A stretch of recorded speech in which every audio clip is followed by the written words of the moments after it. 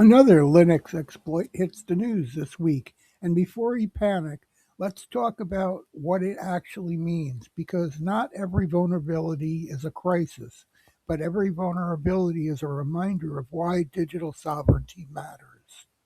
This one is a local privilege escalation bug. Translation: someone already on the machine, a coworker, a student, a shared lab user, could potentially elevate their access. This is the kind of flaw that matters in schools, universities, big companies, shared servers, multi-user environments. But for home users, this is basically a non-issue. Nobody's sneaking into your living room to exploit your Linux box.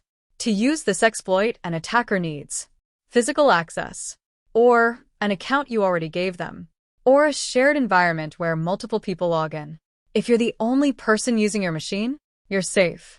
You can wait for the patch. You don't need to reinstall your OS or throw your PC out the window.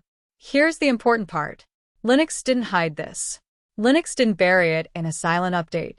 Linux didn't pretend it didn't happen. The maintainers disclosed it, explained it, rated the severity, told you who's affected, told you who's not affected, and pushed a patch fast. That's transparency. That's sovereignty. That's what control looks like. Meanwhile, Windows 11 is rolling out things like the low latency profile, which speeds up your system by pushing your CPU harder instead of fixing the bloat. Linux says, here's the problem. Here's the fix. Windows says, don't look behind the curtain. Digital sovereignty isn't about pretending one OS is perfect.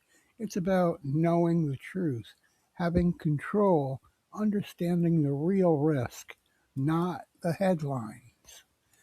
The Linux exploit isn't a crisis, but it is a reminder transparency is power and sovereignty starts with awareness.